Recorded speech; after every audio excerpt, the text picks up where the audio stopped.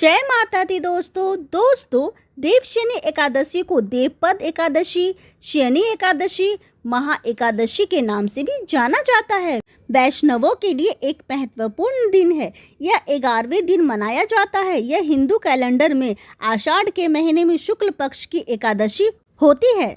इस प्रकार इस एकादशी को आषाढ़ी एकादशी भी कहा जाता है। देवशनि एकादशी पर हिंदू अनुयायी पूरे उत्सव और भक्ति के साथ भगवान विष्णु और देवी लक्ष्मी की पूजा करते हैं। कहा जाता है कि देवशनि एकादशी उस समय आती है जब भगवान विष्णु क्षीरसागर के शेष नाग पर सोते हैं और इसलिए इसका नाम हरिशनि एकादशी पड़ा। भारत के दक्षिण राज्यों में इसे तोली एकादशी के नाम से भी जाना जाता है। हिंदू कथाओं के अनुसार भगवान विष्णु 4 महीने के बाद प्रबोधिनी एकादशी के दिन जगते हैं। स्वामी के इस कालखंड को चतुर्मास के नाम से जाना जाता है और वर्षा ऋतु के साथ समाप्त होती है। देवशनि एकादशी या शनि एकादशी को चतुर्मास अवधि की शुरुआत होती है और इस दिन भक्त भगवान विष्णु का आशीर्वाद प्राप्त करने के लिए पवित्र उपासना रखते हैं। इस साल 2023 में देवशनि एकादशी 29 जून को है।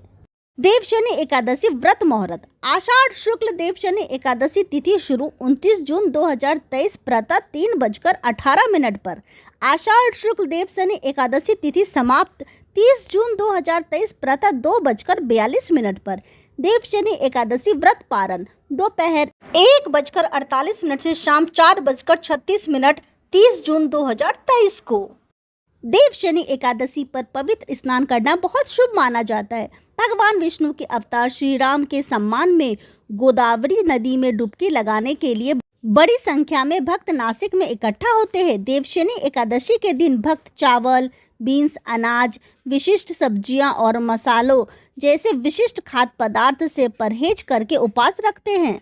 इस दिन उपवास रखने से भक्तों के जीवन में सभी समस्याओं या तनावों का समाधान हो जाता है। देवशनि एकादशी पर भगवान विष्णु की पूजा की जाती है। भक्तगण भगवान विष्णु की मूर्ति को गदा, चक्र, शंख और चमकीले पीले वस्त्रों से सजाते हैं। प्रसाद के रूप में अगरबत्ती, फूल, सुपारी और भोग भेंट किया जाता है।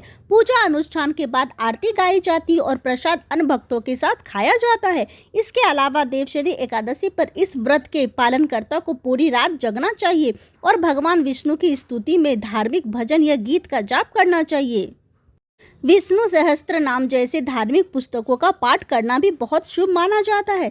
देवशनि एकादशी व्रत कथा। पौराणिक कथा के मुताबिक बहुत समय पहले मानधाता नाम का एक राजा था। राजा काफी अच्छा और नेक दिल का था, जिस कारण उसकी प्रजा हमेशा उससे काफी खुश और सुखी रहती थी।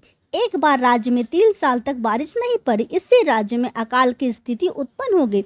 जो प्रजा पहले खुश रहा करती थी वे अब निराश और दुखी रहने लग गई। अपनी प्रजा का ये हाल देखकर राजा ने अपनी प्रजा को इस दुख से निकालने का उपाय निकालने के लिए जंगल में जाना उचित समझा। जंगल में जाते जाते राजा अंगिरा ऋषि के आश्रम में पहुंच गया। ऋषि ने राजा से उनकी परेशानी की वजह पूछी तो राजा से सारा दुख ऋषि के सामने जाहिर कर दिया।